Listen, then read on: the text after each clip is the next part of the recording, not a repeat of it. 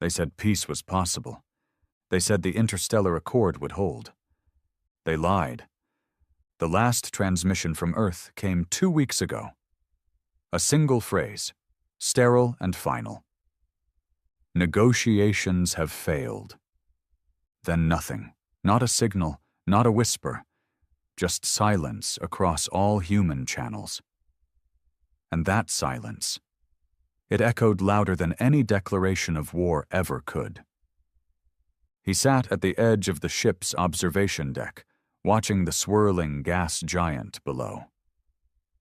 Captain Merrick wasn't one for poetry, but even he had to admit, Juno 4 looked like the eye of a storm. It was the same feeling he had in his chest, that swirling, choking anticipation that something irreversible had already begun. Merrick had been the lead envoy for the Terran Coalition's final round of negotiations with the Cavor Dominion. 5 years of talks, 5 years of backroom deals, manipulative alien diplomacy, and constant pressure to bend the knee for galactic harmony. And then the Cavor broke the last accord before the ink dried, if you could even call it ink when half the treaties were signed in mind-linked thought vaults. He didn't need a council report to know what happened next. Earth going silent wasn't a glitch. It was a statement. One that made every species in the known galaxy uncomfortable. Humans didn't go quiet. Humans screamed, fought, rebelled, even mourned loud. Silence wasn't in their blood unless something broke, truly broke, past the point of repair. That silence meant one thing. Retaliation was no longer being planned. It was already in motion. Merrick stood and stepped into the command corridor. The bridge was dim-lit, quiet, and tense. His crew, made up of hardened Terran veterans, ex-Marines, and a few rogue asteroid miners, didn't need orders. They already knew where they were headed. The edge of Cavor space. Not to talk. Not this time. "Status?" he asked. Lieutenant Arlen, a wiry man with permanent bags under his eyes and too many lost friends behind his stare, replied without looking up. "Stealth field holding. Navigation is burning soft thrusters. We'll be in Cavor territory in 20 hours. No contact? None. Like Earth, everyone's gone dark. Every human ship, every relay, every AI whisper node. We're black." Merrick nodded. That was part of the plan? It had to be. If Earth was silent, it meant they weren't interested in dialogue anymore. They were listening to something else now. The sound of the enemy dying. The Cavor probably didn't see it coming.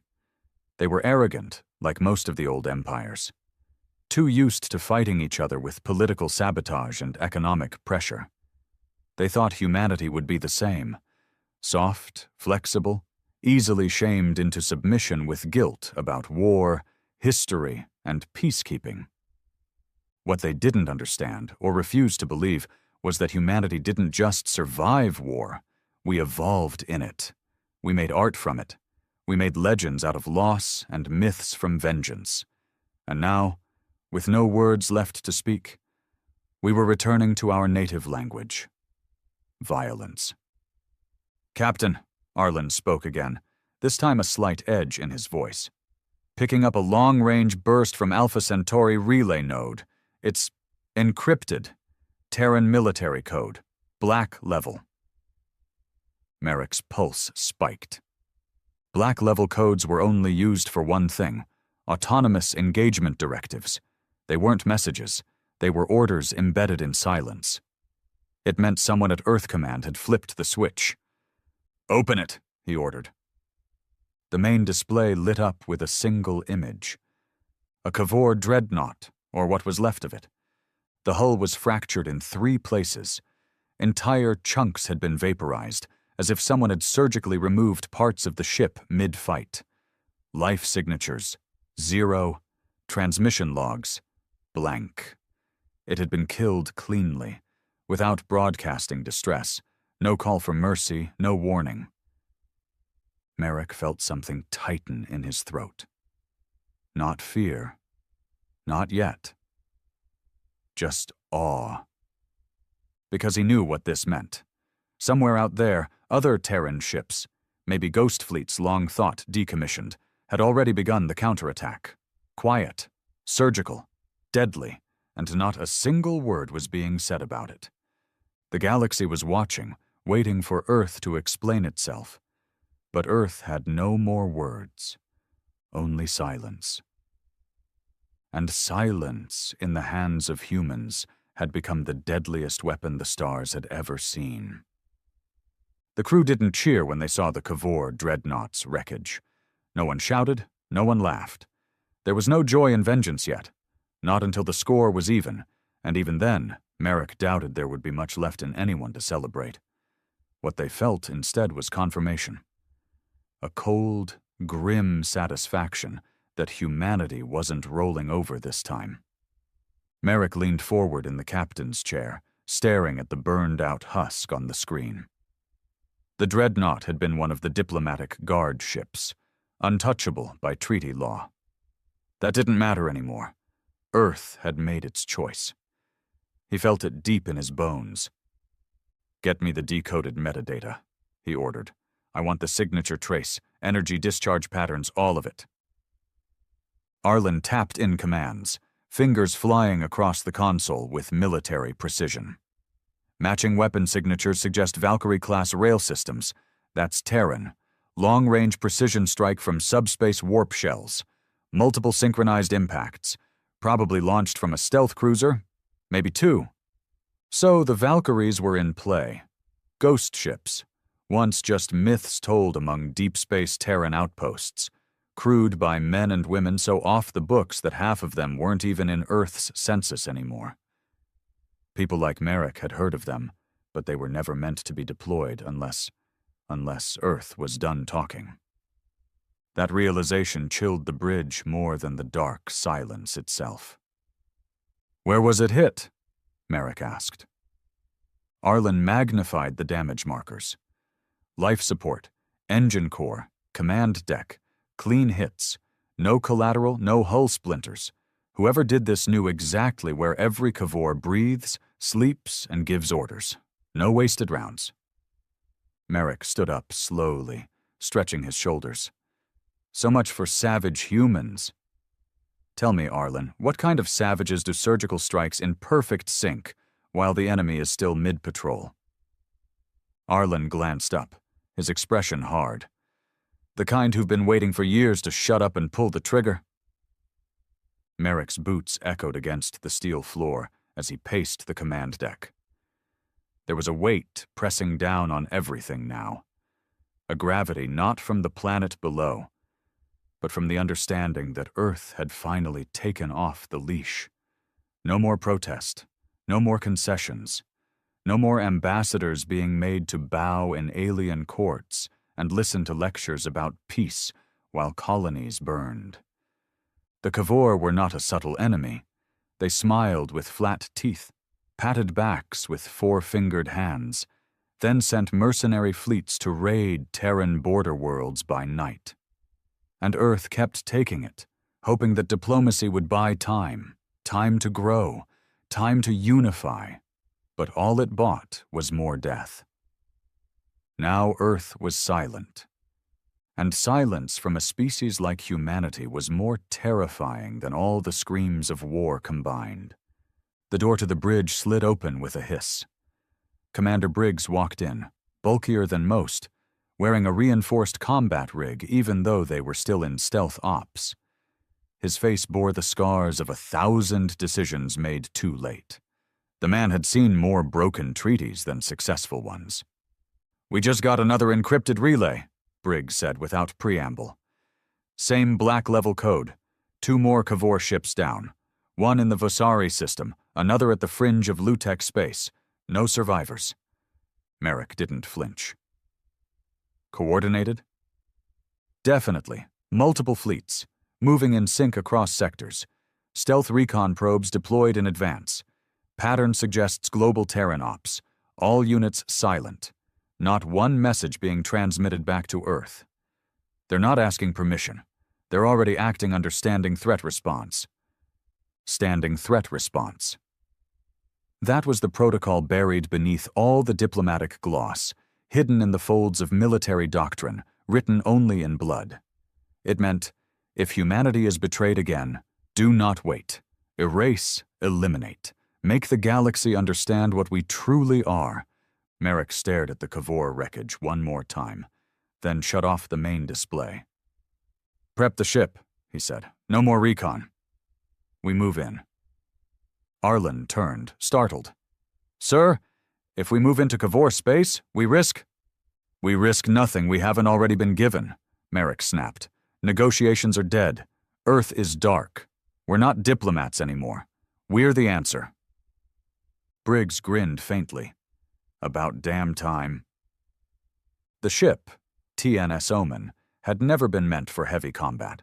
She was a long-range LPS vessel, modified for infiltration and extraction, fast, quiet, and filled with blacklisted weapon tech that Terran Command had denied even existed.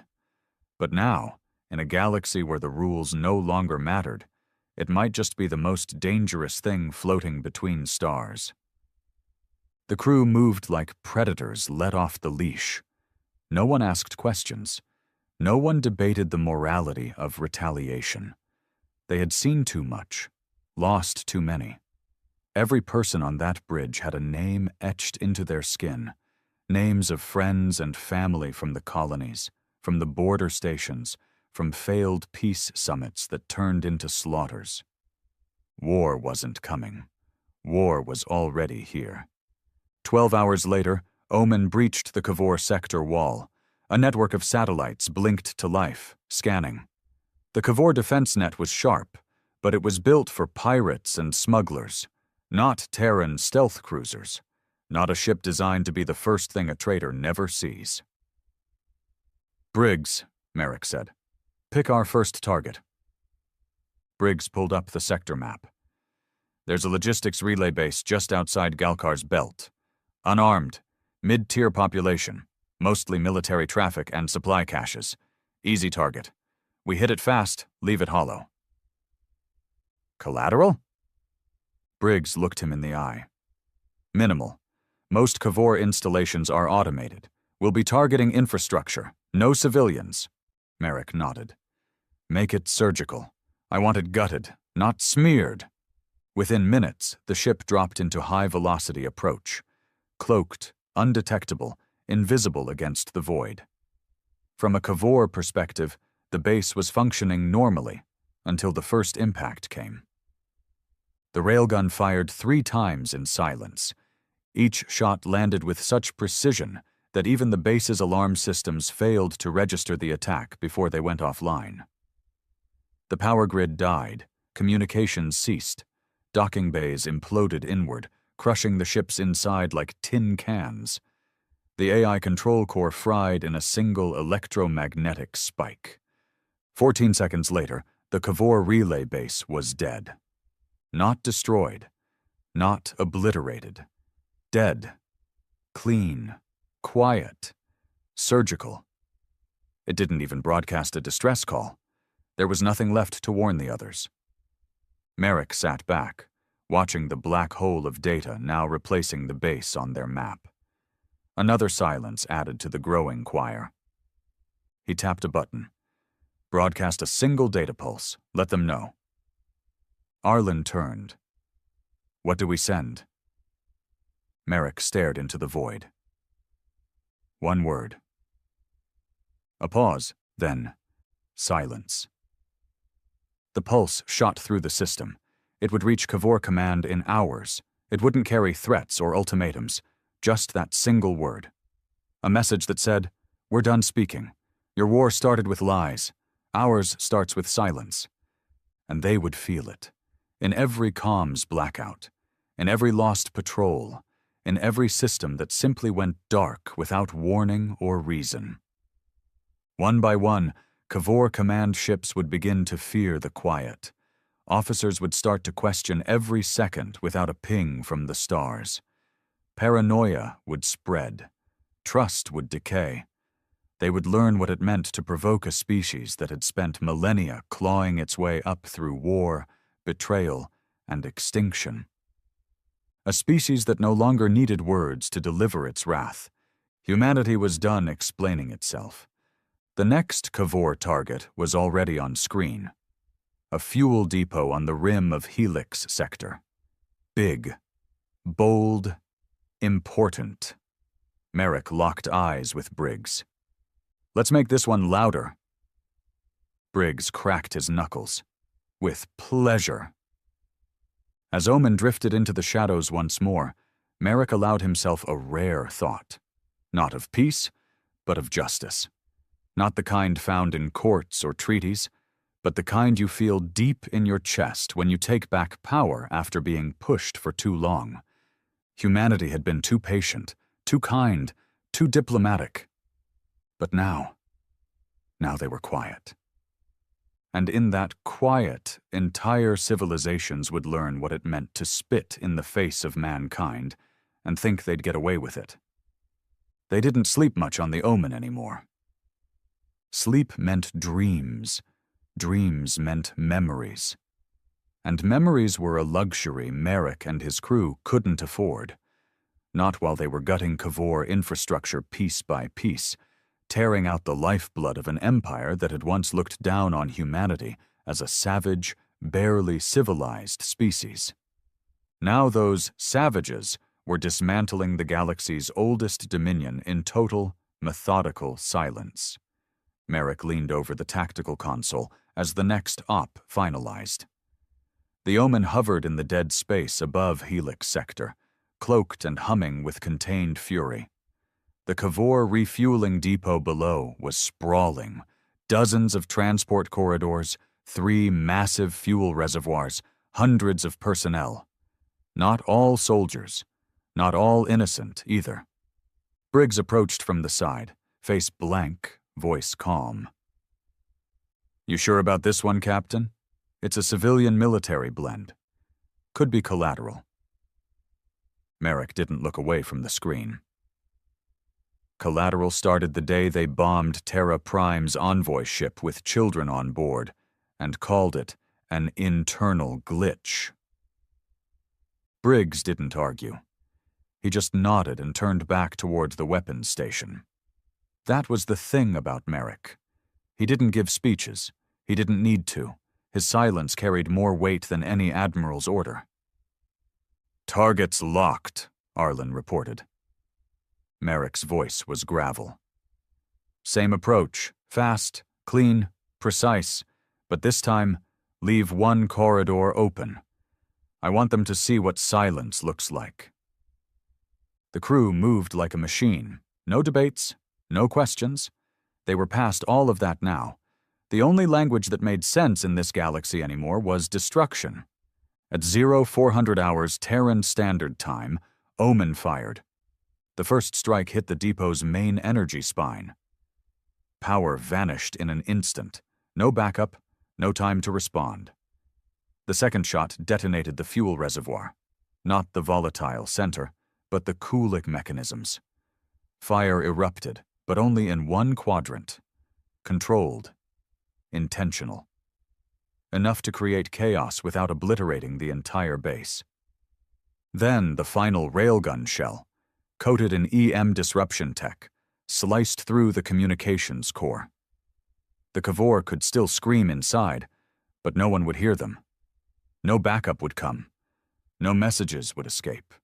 They were cut off, gasping in the vacuum of their own false superiority. Briggs watched the heat signatures drop on his monitor. "Security teams are gone. Medical wings are gone. Command center's on fire. One corridor left untouched, just like you ordered." Merrick gave a quiet grunt of approval. "Hold our position. Don't leave. Let them see us." He moved to the observation deck, staring down at the chaos below. The Omen slowly decloaked, not completely, but just enough that it shimmered like a ghost above the burning installation. A message without words, a warning without sound. And below, the Cavor survivors, dozens of them, stared up through smoke and blood, realizing the one truth they'd spent years denying. Humanity wasn't just fighting back. Humanity was watching, judging, measuring, and delivering judgment in absolute, merciless quiet. "Transmit the mark," Merrick ordered. Arlen's hand hovered over the control. "Are we doing this now?" Merrick nodded. A single holographic symbol appeared in the sky above the depot, projected by Omen's beacon drive. It wasn't a name, or a flag, or even a threat. It was simpler than that. A closed human fist, just that. No embellishments. A symbol from old Earth, used in protests, wars, revolutions, but now used in silence. The Kavor would study that fist for weeks. Their analysts would argue about its meaning, its origin, but deep down, they would feel what it meant. It meant this isn't over. It's only begun. Back on the bridge, Briggs stared at the blinking comms feed. Still no response from Earth, no updates, no calls for reinforcements. Just more black-level directives pulsing from dead satellites. Earth had gone ghost. He muttered under his breath, "What the hell is Command playing at? Are we even part of this anymore?" Merrick heard him. "We're part of something bigger now. Command isn't talking because the talking is done. We're not here to report. We're here to erase." Briggs hesitated. "This doesn't feel like a war." Merrick turned his gaze toward him. Cold. Sharp. "That's because it's not. This is a reckoning." The next target was worse, a breeding lab on the Kavor fringe system of Sitalek. Officially, it was a genetic advancement facility, designed for interspecies medical research. But Merrick's crew had the black files, the data Earth had never released to the galactic public.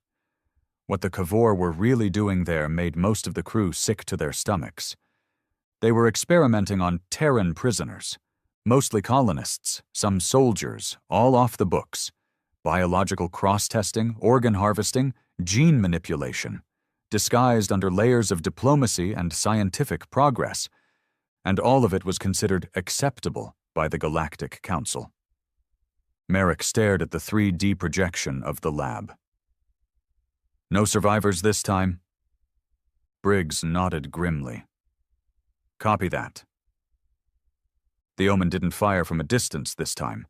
It dropped out of stealth and hovered directly over the facility, silent and monstrous.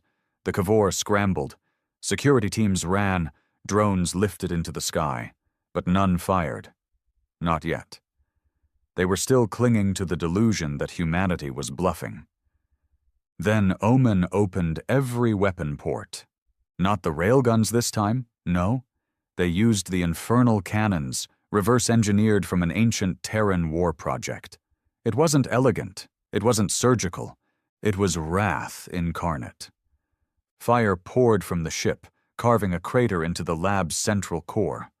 Screams echoed, metal tore like paper, genetic tanks shattered, spilling unholy experiments into flame and blood.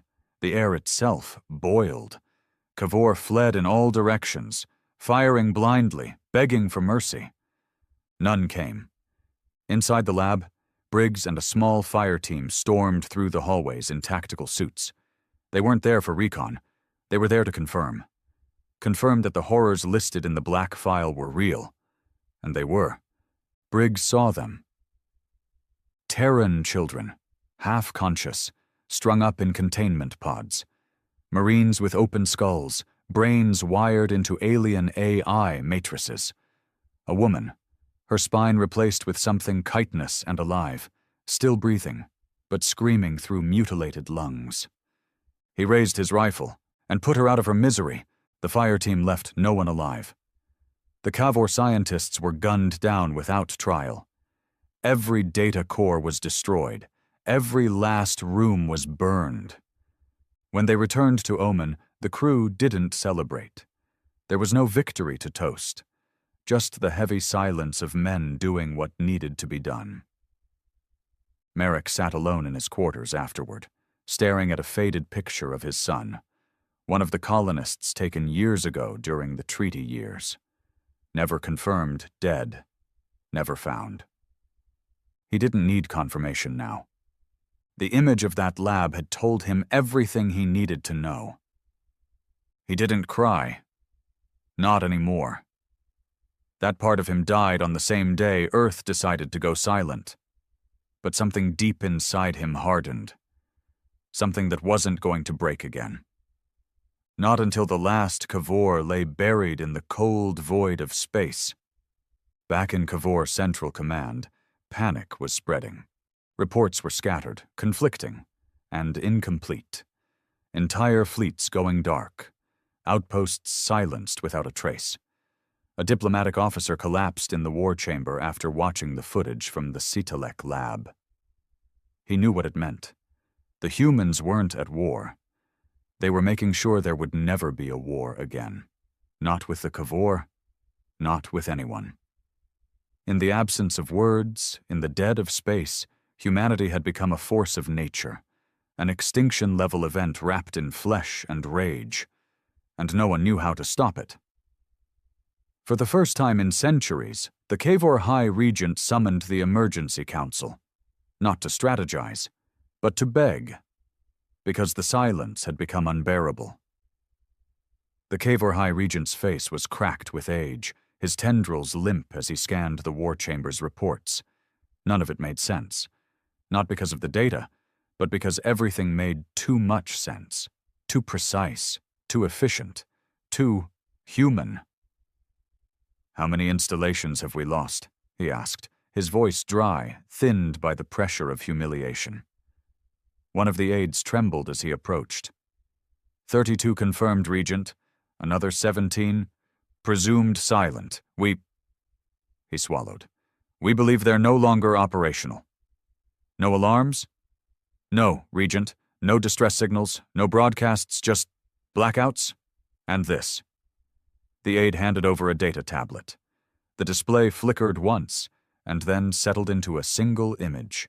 The closed human fist, shimmering in soft, white-blue light. The Regent stared. "A symbol?" "A message," the aide whispered. The chamber was full.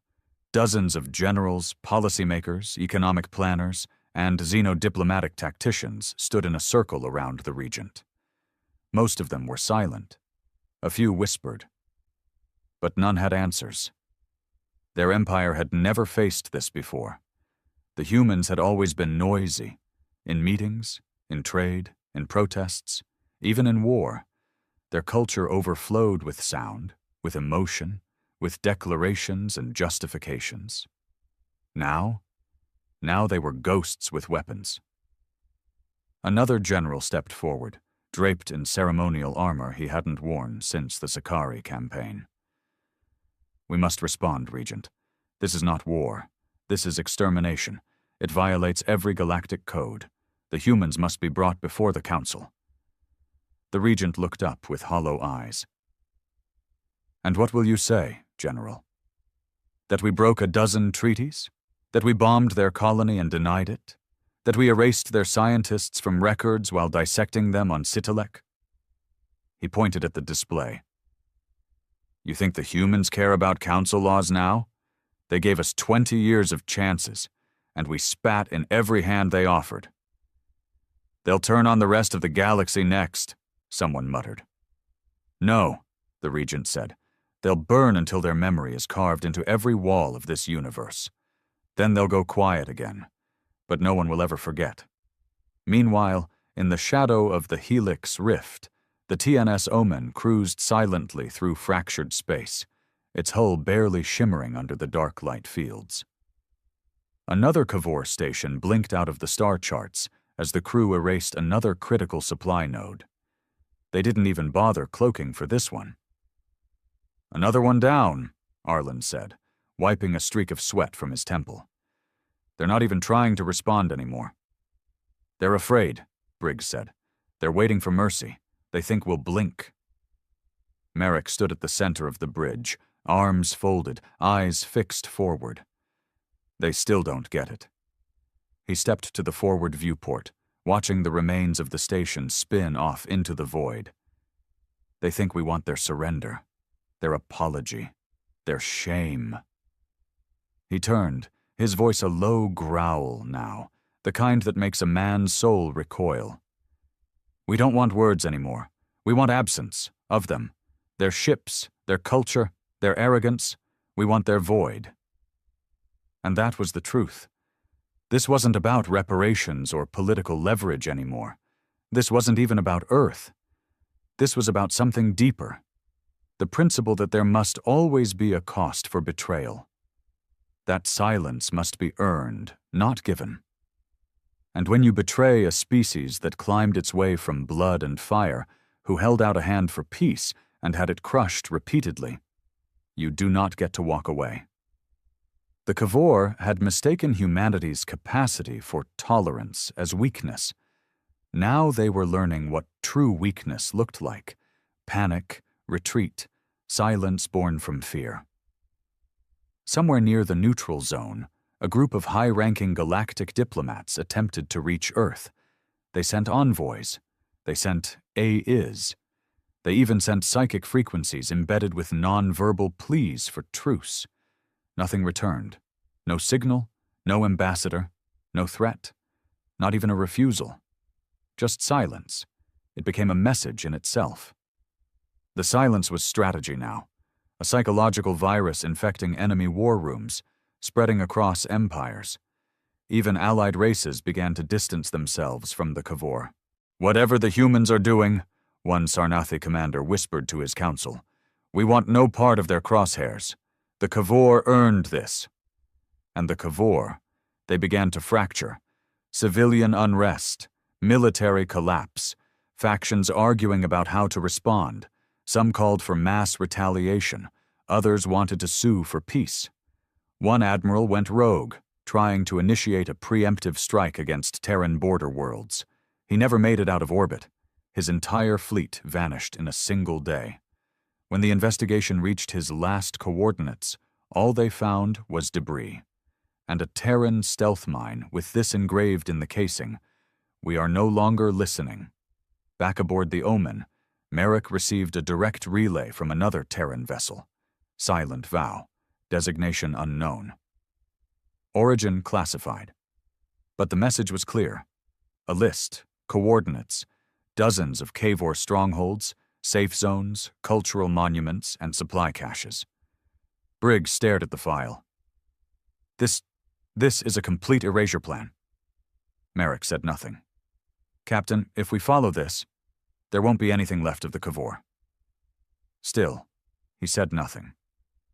Briggs stepped forward. "I know what they did. I know what we've lost.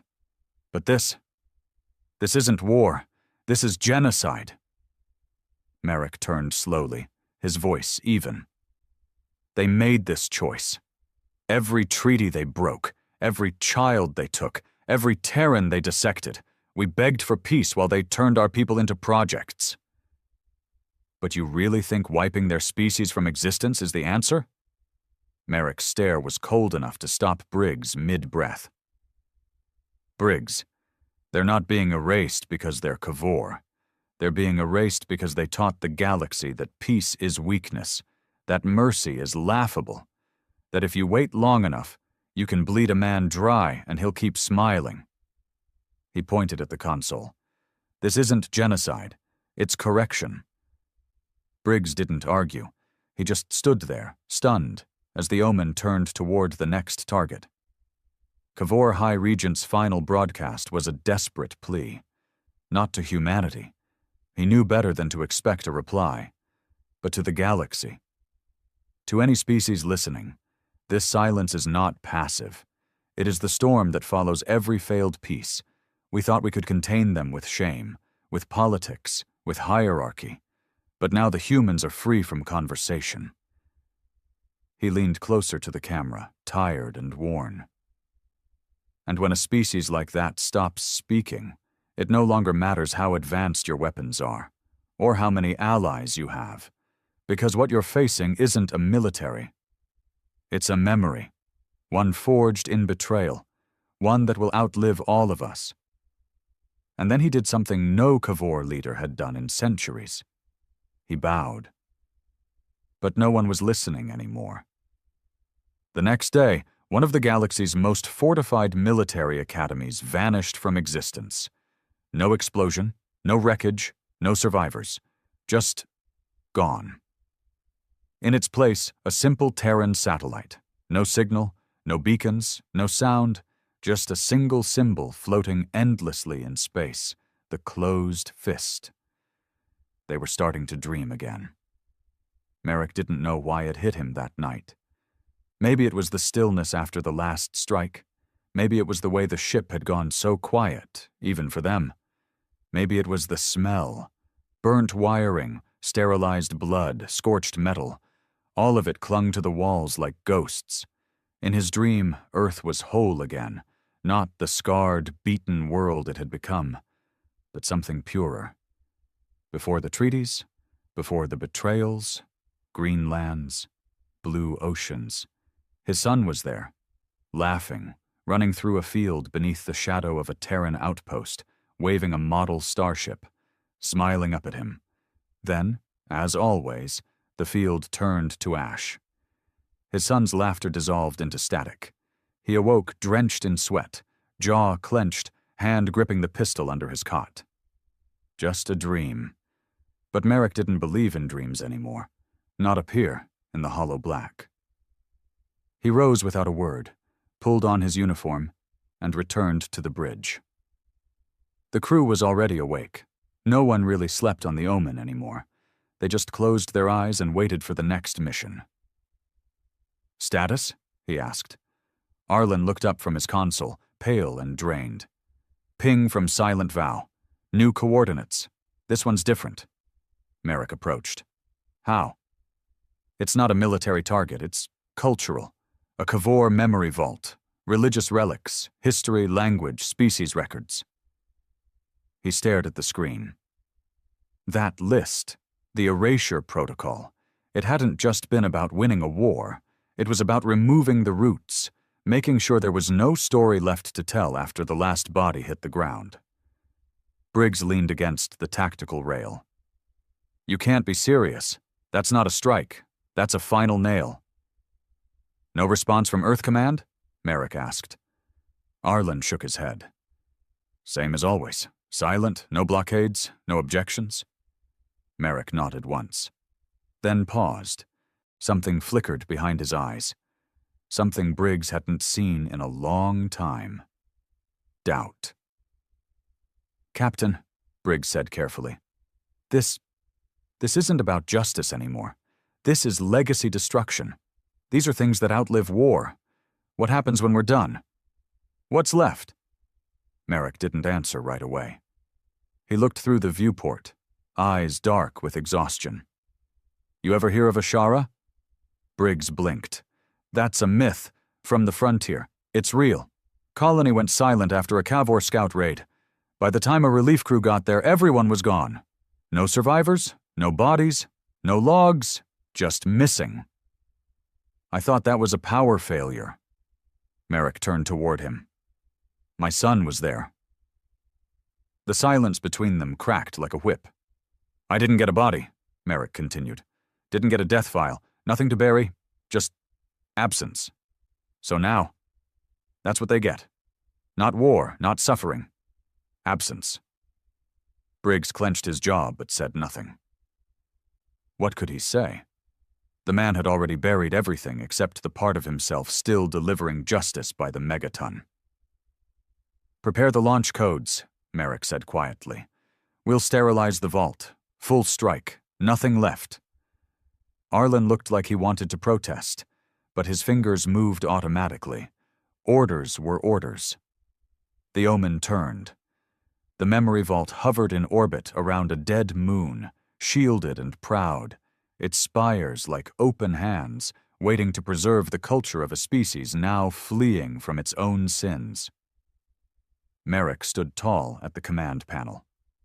"Target locked. Payload charged." He hesitated, just for a breath. Briggs noticed. "Captain?" But Merrick had already pressed the launch.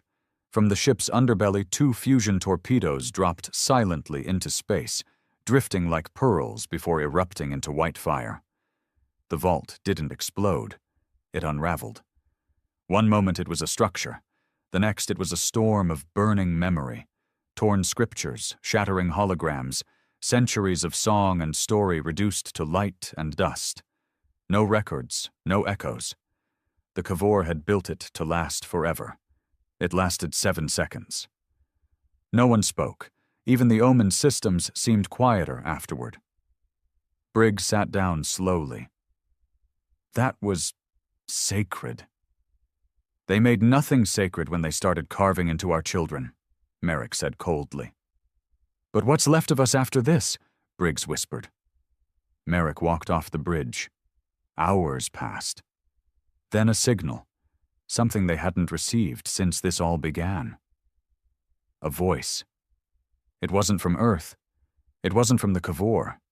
It was from an old Terran vessel, the Indigo Drift, thought to be lost during the first wave of diplomatic collapses. Command said it had gone rogue. Now it sent a single audio transmission. You went too far. There's no balance left. You're not making justice. You're making ghosts. Merrick stared at it for a long time. Then he erased it. Far away, in a remote system no one had visited in decades, a quiet world received its first signal in years. It was a Terran colony, hidden, forgotten, never listed on public star charts. The signal was short. One word. Wait. The people didn't know what it meant. But the elders understood, because Earth hadn't forgotten them. And something worse was coming. Not the Kavor, not other empires. No, something deeper. What humanity was becoming. Later, on the Omen, Merrick stood in the observation chamber again, staring at a lifeless quadrant he couldn't name. Briggs entered, slower this time. No uniform. I pulled the casualty reports, he said. You were right. Ashara wasn't empty. Merrick didn't turn. Briggs continued. They found remains, recovered DNA. One of them matched your son. The silence after that wasn't triumphant. It was hollow. Merrick turned, face unreadable. He died screaming? He asked. Briggs didn't answer. Merrick nodded, then said quietly, Good. It means he died trying. The look on his face wasn't relief. It was resolve, because now he had nothing left to search for, nothing left to wonder about, only purpose. He returned to the command deck. Prep the next strike. Arlen's voice cracked. Sir, they've sent a ceasefire. Merrick's eyes narrowed. No. Captain. Number. No words. Not now. Not ever again. Briggs looked at the screen. The ceasefire was formal. Apologies. Reparation offers. Diplomatic gestures. Desperate pleas. A full surrender. It didn't matter, because this wasn't about winning anymore. It was about silence, and what you earn after crossing a species who offered peace with one hand and was handed betrayal in return. It had been 42 days since the last word left Earth's communication grid, and in that time, over 219 Kavor installations had gone dark, not destroyed in glorious battle, not reduced to ash in a wave of mass annihilation, just gone, wiped, surgical, unseen, clean, every system severed, every protocol overridden, every command voice silenced. The TNS Omen was now one of dozens, not the first, not the last, a ghost ship in a growing fleet of retribution. Others had emerged, the Quiet Blade, Echo Black, Whisper's End. Ships once mothballed, now resurrected under the Black Level protocols. Crewed by men who didn't want orders, who weren't looking for medals or headlines. Men like Merrick. Men who had been listening for too long. He stood in the command chamber, watching another Kavor outpost spin slowly into its death cycle. They hadn't even bothered firing this time. The outpost had already been stripped by another Terran vessel the night before. What remained was debris, drifting, mute and glowing faintly under distant starlight. They're running now, Arlen said from behind him. Not even trying to defend. We track their ships. They turn off engines and wait for the end. Cowards, Briggs spat. No, Merrick muttered, eyes locked forward. Not cowards. Animals who finally saw the trap they stepped into. The silence isn't chasing them. It's already here. They're just realizing it too late. Arlen turned away from the monitors. We have a new inbound. Not Cavor. Merrick stiffened. What species? Looks Sarnathi. Civilian transport, no weapons. Broadcasting wideband Terran dialect. Wants to talk. Merrick didn't reply. He hadn't spoken to another species in weeks. Didn't plan to. Briggs raised an eyebrow. Might be worth hearing. No. Could be warning us, offering something. Maybe even intel. Merrick's jaw tensed. We already know what we need to know. Arlen hesitated. Sir, they're not Cavor. They're scared. They're asking what they should do. This time Merrick turned. He looked directly at Arlen, voice cold and without inflection. They had their chance to care. Where were they when Earth bled? When our colonies were dissected, our children vanished? When Cavor ships bombed Terra 7 and the Council called it an unfortunate accident? No one answered. Let them be afraid. It's the only intelligent response left. But we'll have no allies, Arlen whispered. We don't need allies, Merrick said. Allies need us. They're just realizing it. And with that, he cut the signal. No message returned. No translation. No curiosity. Just more silence. The Sarnathi ship drifted for hours, then turned and disappeared into subspace, leaving no trace. What no one had expected, least of all the Terran warships, was how fast the silence spread. It wasn't just the Cavor anymore. Entire trading routes were abandoned. Starports closed. Outer systems went dark without warning. Embassies shuttered overnight. Civilian colonies deleted their own transponders in fear of being mistaken for enemy holdouts. Some sent messages begging for forgiveness. Others asked for protection. Most simply vanished from the grid. The universe, for all its size and arrogance, had never felt this kind of pressure. The pressure of silence. Of knowing that the one species you once mocked, once restrained, once ordered to behave, had finally stopped pretending to care what anyone thought. Briggs walked the corridors of the Omen, silent for once. The crew didn't talk anymore unless necessary. Orders were hand-signed, reports scrawled on digital slates, music silenced, recreational systems locked. Noise wasn't just discouraged, it felt wrong.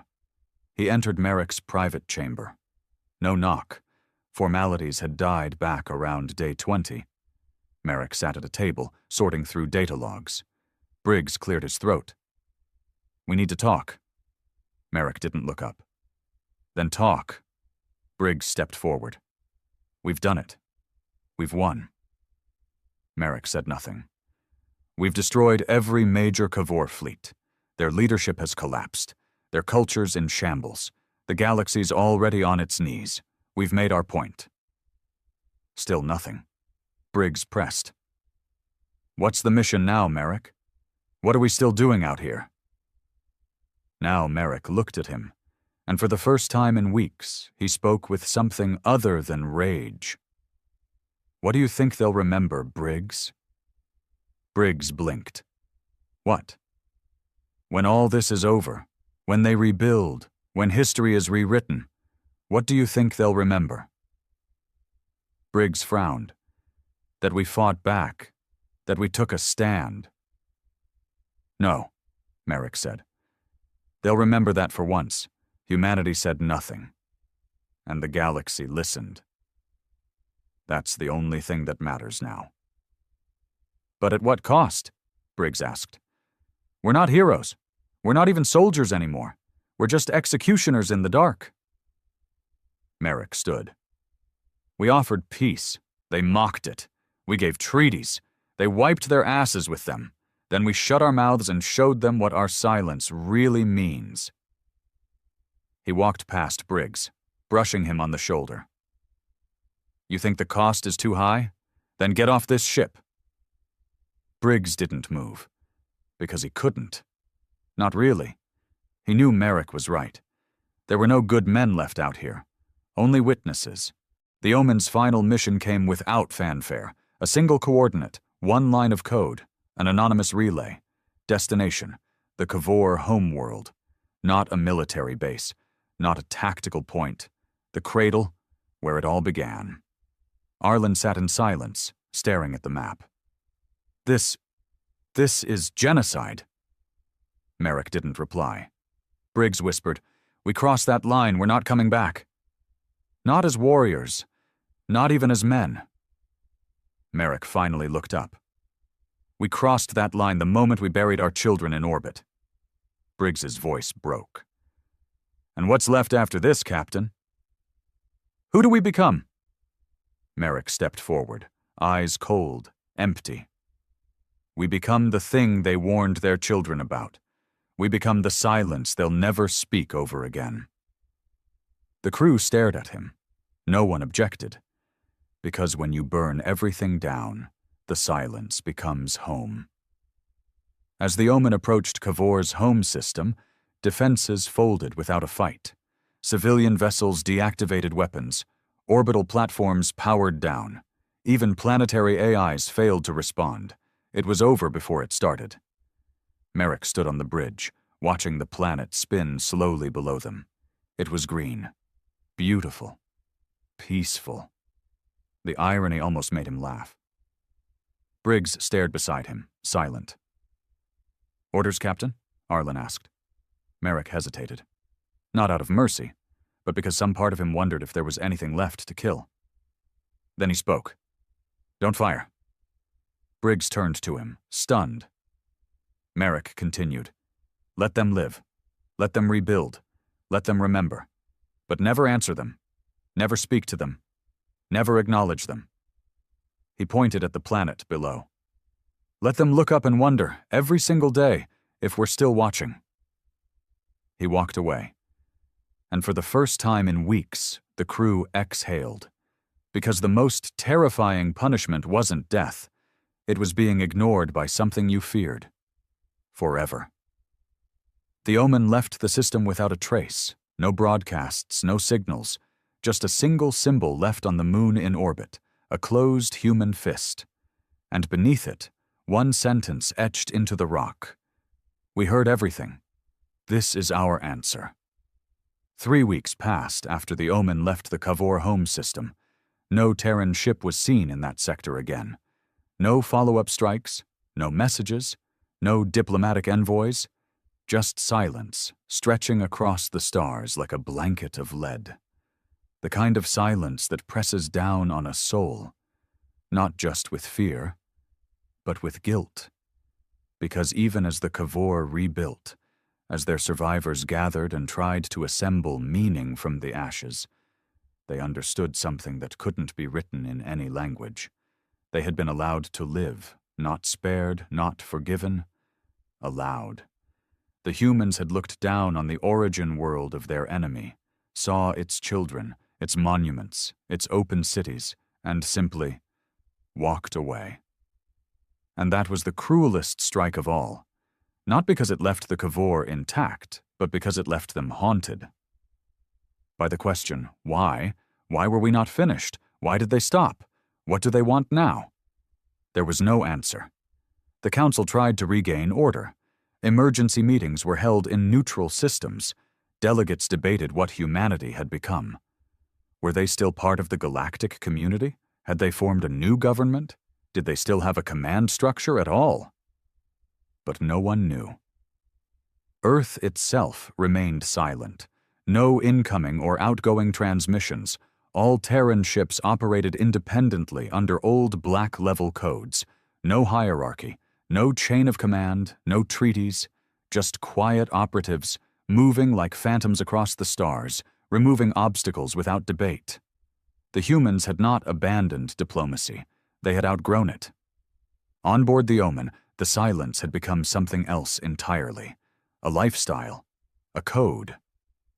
The crew didn't speak unless required. Every system operated in stealth mode, even when there was no longer an enemy to hide from.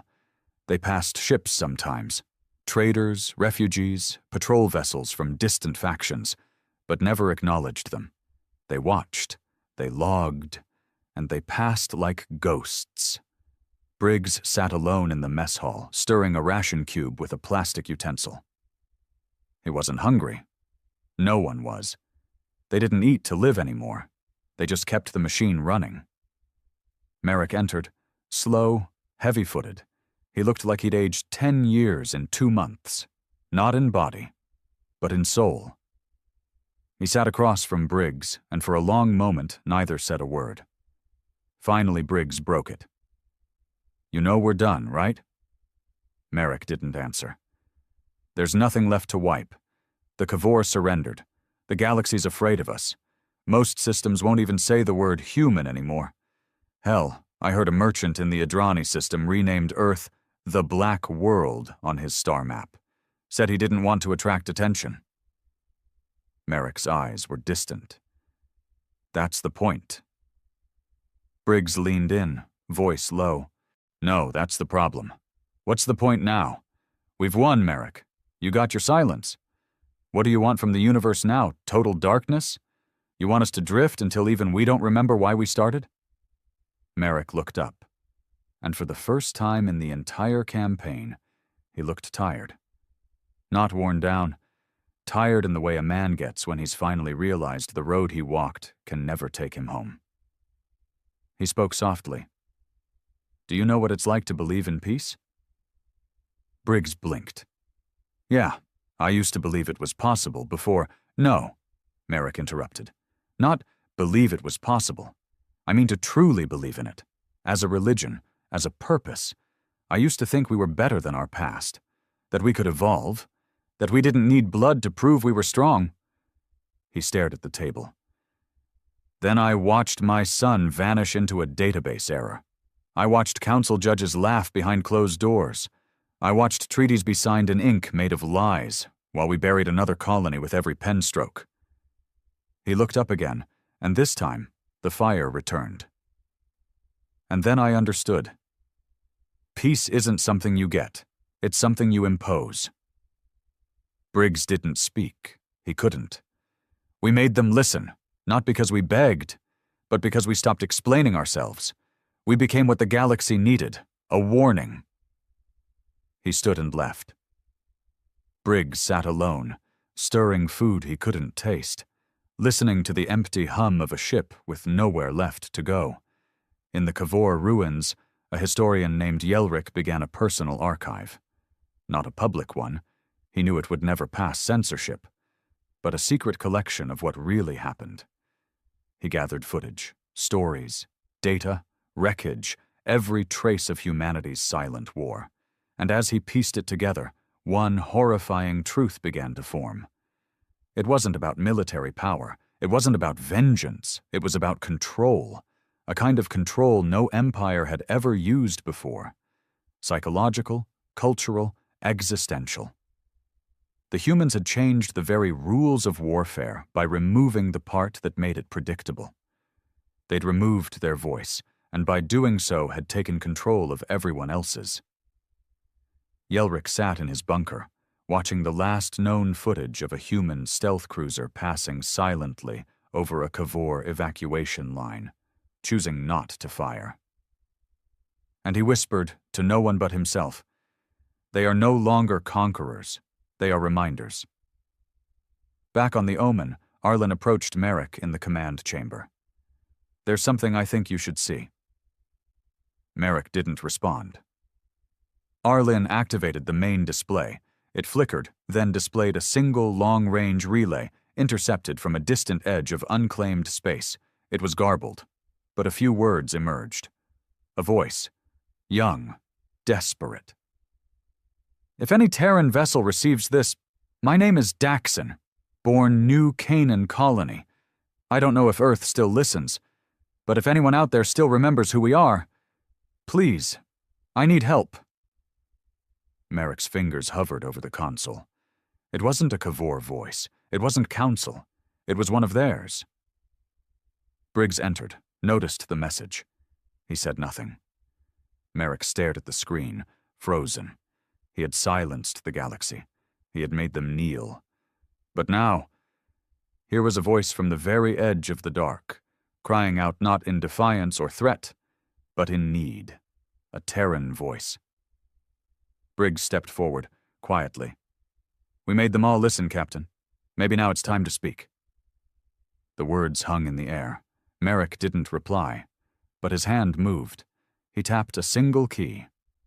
And for the first time in 70 days, the Omen transmitted a message. No speeches, no threats, no ultimatums, just 2 words. "We hear." They said the first sound to break the silence would be thunder. They were wrong. It was a whisper. "We hear." 2 words, transmitted from the TNS Omen into the vastness of deep space. 2 words sent in response to a dying voice on the edge of the galaxy. A voice not of an enemy, not of a diplomat, but of a boy. A Terran boy, stranded beyond known space, reaching blindly across a silent galaxy for someone, anyone, to answer. And someone did. The moment Merrick pressed that transmission key, the silence broke. Not with fanfare, not with flashing lights or roaring engines, but with something far more dangerous. Hope. Briggs stood on the bridge beside Merrick, neither man speaking. They both knew what this meant. Not just for them or for the Omen, but for every Terran vessel still out there. Ghost fleets, rogue Black Ops crews, the forgotten battalions and long-range destroyers still carrying out the last breath of humanity's vengeance.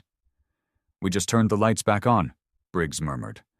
Merrick didn't flinch. "Not for the galaxy." Briggs nodded. "For us." He didn't smile. He didn't cry. He simply stood there, a soldier, a man who had become a weapon, and now, perhaps, was trying to become something else. The silence had been necessary. Merrick still believed that. But now, after so many systems gone dark, after erasing the history of an entire species, after watching the galaxy tremble at every Terran shadow, he wondered if maybe, just maybe, humanity hadn't lost the war, but something far worse. It had lost itself. Until that voice came through. The voice of someone who hadn't asked for revenge, only for someone to listen. They found him 4 days later, Daxon, 17, malnourished, alone, living aboard a drifting civilian freighter with decaying engines and no FTL core. The logs told the story. New Canaan colony was attacked during the early days of the breakdown. Not by the Kavor, but by pirates emboldened by the power vacuum. The Council had issued protection, but pulled it last minute to avoid provoking Terran aggression. Daxon's family was slaughtered, his ship left adrift, unnoticed by the wider war. He'd been floating for almost a month, surviving on broken rations, waiting, transmitting into a void. When Merrick and a recovery crew boarded the derelict ship, they found him crouched in a corner, eyes sunken but still alert. Not a victim. Not weeping. Waiting. Merrick stepped into the chamber. The boy looked up. There was no fear. "You're Terran," Daxon said. Merrick nodded once. Daxon stood, his voice cracking. "You heard me." "We did," Daxon swallowed. "So, is it over?" Merrick didn't answer at first. The question hung there like a blade. "Not yet," he said. "But you may be the beginning of something better." The Omen took him aboard. The crew didn't cheer. There was no celebration, just movement, just duty. But something shifted that day. The noise came back. Little things. A song hummed under someone's breath during shift change. Laughter, quiet, nervous, during a card game that hadn't happened since the early weeks of the campaign. A voice raised in frustration over a broken actuator. It wasn't much, but it was sound. Merrick stood in his quarters that night, staring at an old hollow photo. His son. Frozen forever at 12. Smiling under a Terran flag. That image used to hurt. Now, it still did, but it also pulled at him. Maybe this is what he'd have wanted, he muttered. Word spread, the transmission that cracked the silence. Not to the Cavour, not to the Council, but among Terrans, from ship to ship, stealth cruiser to rogue destroyer, not in public channels, not in headlines, in shadows, in secret corridors, in whispered corridors aboard ships that had long since forgotten joy. 2 words. We hear. And with that, they began to come home. One by one, Terran ships returned to Earth's orbit. Quietly. Not to report, not to brag, but to simply be, to exist again among their own. Merrick brought the Omen back on day 97. The homeworld had changed. Orbital docks buzzed with activity, half military, half reconstruction. The planetary defense grid still hung thick around the atmosphere, but it no longer pointed outward with paranoia. It waited. Earth was listening. The Omen landed at Black Site Echo, once a classified base, now a transitional station for warships coming out of silent ops. When Merrick disembarked with Daxon, no one saluted. No bands, no medals, just quiet nods, the kind given between soldiers who know they were never meant to win, only to survive long enough to become warnings. Daxon looked out over the horizon. "Is this Earth?" he asked. Merrick nodded. "It's uglier than I thought." Merrick smirked. "Yeah, but it's ours." There were hearings, of course, not trials. No one dared put Terran officers on stand for what had happened. Not publicly, but committees met behind closed doors. Whispers passed through back channels. Words like accountability and legacy and consequences floated across council floors, where humans were once unwelcome. The Cavour didn't press charges. They wouldn't dare. They didn't even send diplomats. Just a single offering, an unencrypted file. Names, logs, the full truth of every treaty they broke, every atrocity, every betrayal. Merrick never read it. He didn't need proof. He had already seen the truth, buried in the stars. But Earth kept the file anyway. Not for evidence, for memory. Because silence had never been about revenge. It had always been about remembering what got you there. Months passed. The war was never officially declared over. There was no ceremony, no surrender document, but everyone knew it was done. The galaxy had changed. The balance of power shattered. No species would ever underestimate humanity again, not because they feared Terran weapons, but because they feared what silence turned humans into. No longer diplomats, not conquerors, not victims. Something new, something patient, something cold. And when Earth finally spoke again, it didn't do so through speeches or ultimatums. It sent Daxon, the boy who called into the void, and was answered. He stood before the new Terran assembly. Small, nervous, but clear-eyed. He didn't talk about pain or fear or war. He talked about voices, how silence had kept him alive, how a whisper had saved him, and how, maybe, humanity didn't need to shout to be strong. Maybe now it was time to listen again. In the dark corners of space, Cavour children asked their elders why the sky was so quiet. And the old ones, shaking, would whisper a phrase now etched into their bones. Because the humans are listening. And that was enough to make them behave, enough to make them remember, enough to keep the silence sacred. Because in the end, it was never about whether humanity would speak again. It was about when, and whether the galaxy would be ready when they did.